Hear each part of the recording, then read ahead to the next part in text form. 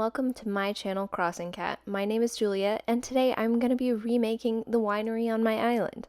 As you can see, I already have a winery built. However, it's made with simple panels, and ever since the update came out and we got the castle walls, I've been wanting to redo it with those. So that is what I'm going to be doing today. So if you need one, go ahead and grab a snack and sit back and relax for the speed build.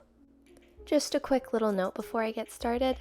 I do not dislike this build. I really liked it when I built it, and I really like it now. I like the simple panel builds. I think they're really creative. I just wanted to refresh my island a little bit.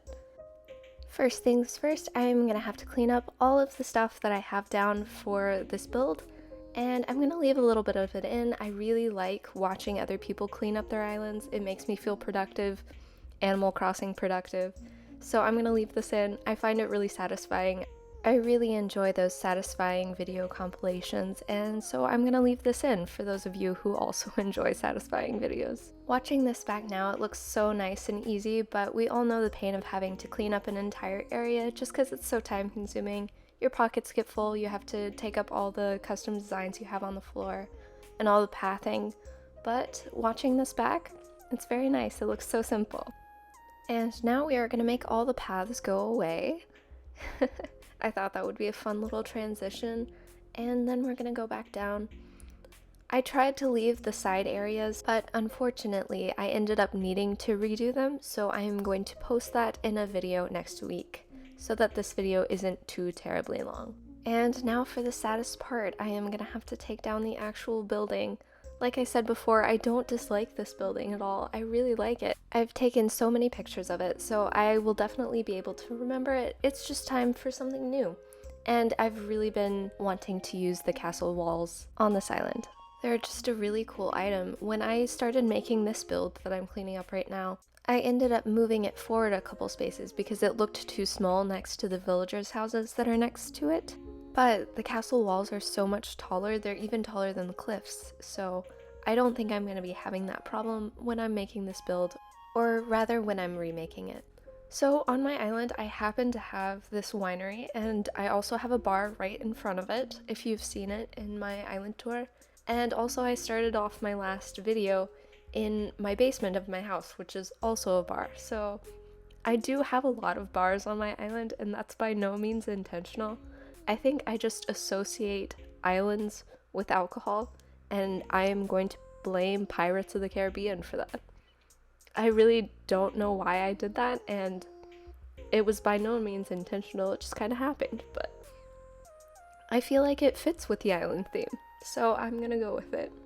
So once I started building it, I realized that you can actually put items on top of the castle walls, and I didn't know that. I've never seen anyone put stuff on top. I've just seen like the open space, and I thought it was really cool that you can put the retro gothic mirrors on top and turn them around backwards, and it kind of looks like an additional tower, so I thought that added a cool layer of depth that I'd never seen on someone else's island. I don't know if people don't know you can put stuff on top of it, or I've just never seen things on top of it, but I thought that was a really cool thing. I also think it would be really cool to use the same mirror item on top of the ruined decorated pillars to make them a little bit taller. I know they're already a pretty tall item, but if you want to just add that little bit of height, I think that would be a really cool addition to the pillars. I'm definitely going to be using that somewhere else on my island. Okay, back to what I'm doing in the build. I am making sure that I'm covering all of the grass on the second level underneath the castle walls.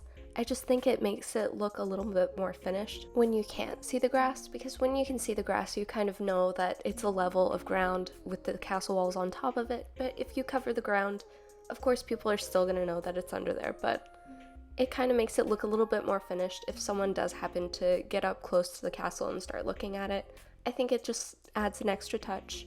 It's definitely not necessary, but I think it looks cool. Now I am just adding the plain party lights arch. I think it's a great addition. I really like to add a lot of lights to my builds, just so they look nice at night. I think it's really important because I play a lot at night. My absolute favorite time of day to play is in the evenings when the street lamps turn on and the sun's still kind of out. It creates this really cool look with all different light sources. It's my absolute favorite. I have not seen this build in that type of lighting, and I'm really looking forward to playing the game. Just to see all of those different lights and how they interact with each other, I think it makes a really cool effect.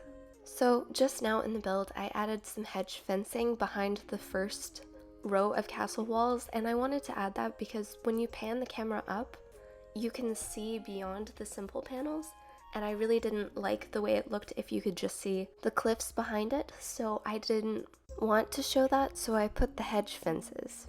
Originally, I wanted to use the shorter simple panels, and I think that could have worked, but since I was already using the hedges on the sides, I thought it would look more uniform if I used it all across the top, and it also blocks off the part where it would have shown the trunk of the tree. Now I'm laying down some of the pathing, and one of my biggest problems with the previous build that I had here, the pathing on that build was too far to the back, so I almost never ran through this build. I never played around this, and that's really unfortunate because I have some villager houses here, and it's a really pretty space. The path was just too far back, and I just found myself avoiding the area because it was just too much running to do with nothing to do there besides the villager houses, so I almost never saw this build, and that's really unfortunate, so I wanted to bring the pathing forward just a little bit. This build required a lot of me going back and forth to the little balcony I have off of the bar so that I could see if it looks good from above. I really like perspective builds and stuff like that. This is a build with a view, and I really wanted it to be a very nice view, so I really focused on making it look good from that angle. In the previous build, I really tried to make the picnic blanket look work, but it just doesn't work for me. I don't know if I have the wrong design codes for my aesthetic or if I just can't make it work for me because I wanted to put the sparkling cider glasses out, and those take up so much space even though they're such a small item. They only take up 1 block space, but if you think about it in real life, a glass like that wouldn't take up so much space.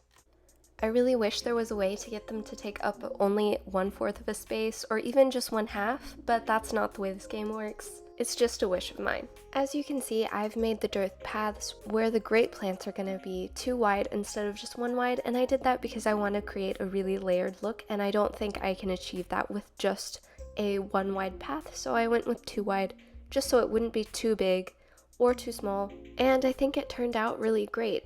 Originally, I had them 3 wide, and I think it made it look too cluttered, so I went with the 2 wide this time. Right now, I'm adding trim to the stone pathway. I will leave the design code to most of the designs that I've used in this build down below in the description. If you see one that you'd like to use that isn't down there, don't hesitate to leave a comment. I definitely will respond. Unfortunately, I don't know all of the design codes to the designs I use because I wasn't ever planning on sharing my island, so unfortunately, some of them are kind of a mystery to me. I will try to get back to you if I know what the code is. Right now I am using the Valiant statues to kind of frame the castle.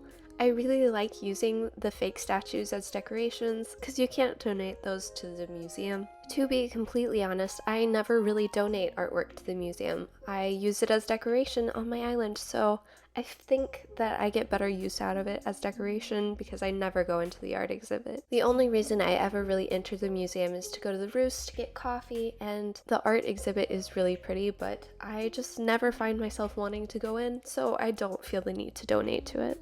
I am using these cute little grape umbrellas that look like little grape bushes, and I think it's a great solution to the game not having any grapes in it.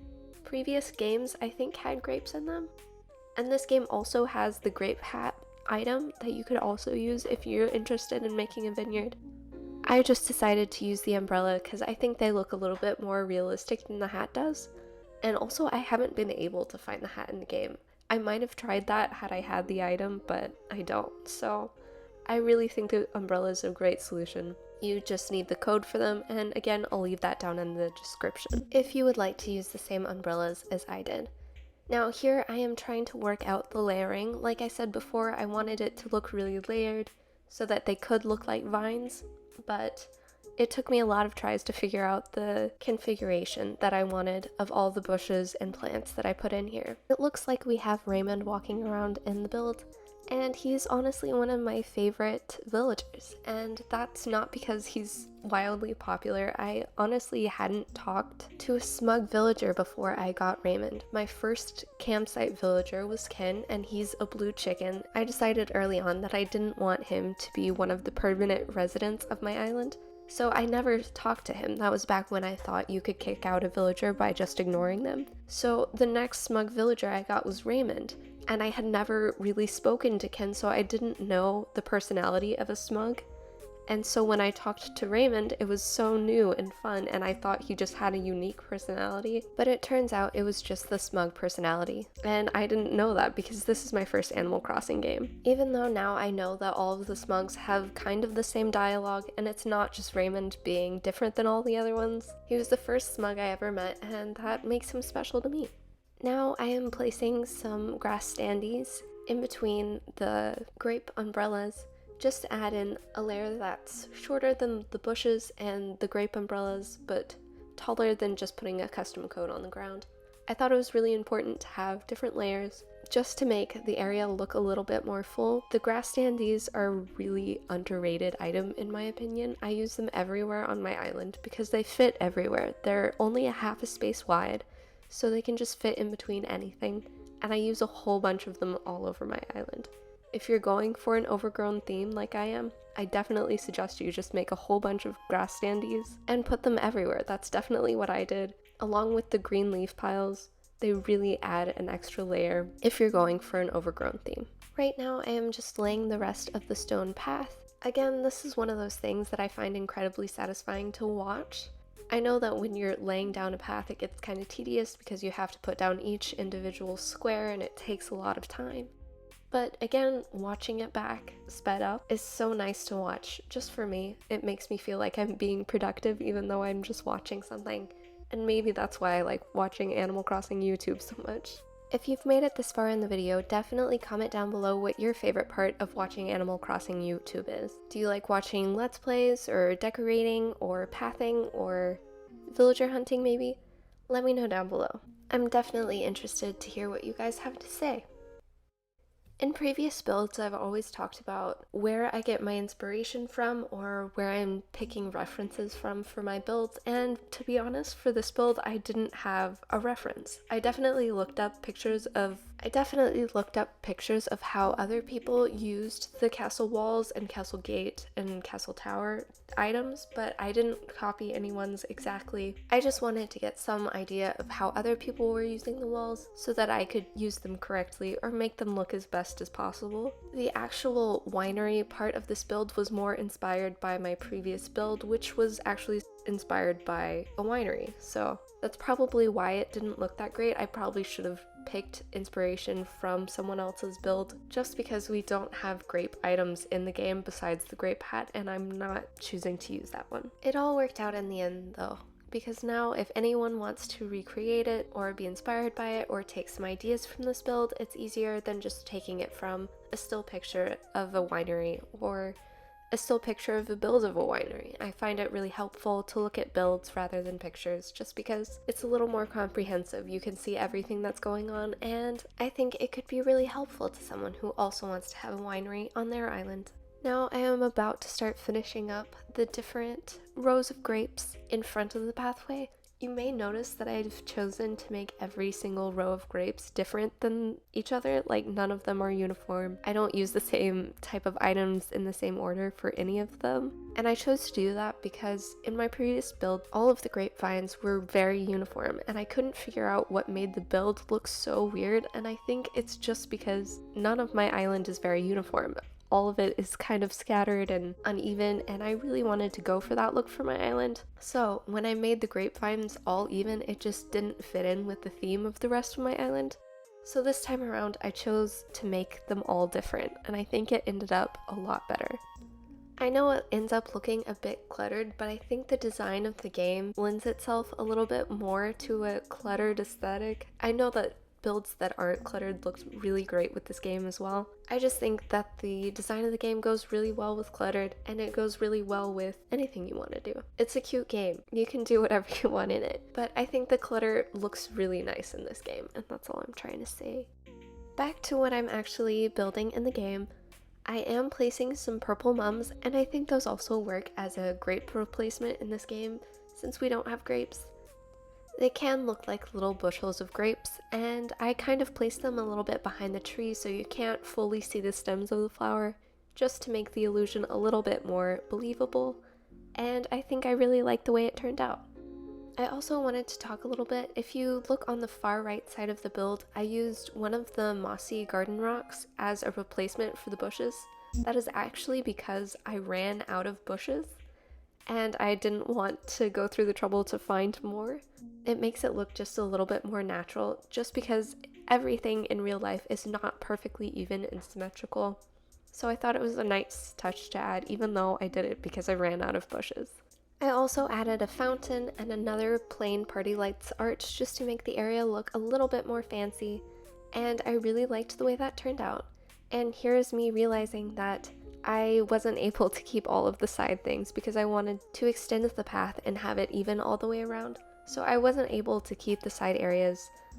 So I will be posting, like I said, another video about me redoing the sides because this video would have just gotten way too long had I tried to put everything in it. I am also going to put the before and after pictures of this build in that video instead of this one, just so you can get the completed look of both wineries that I had on this island. So right now I am just putting the finishing touches on this build, planting some trees around the area, and this is the moment where I decided I needed to change the staircases.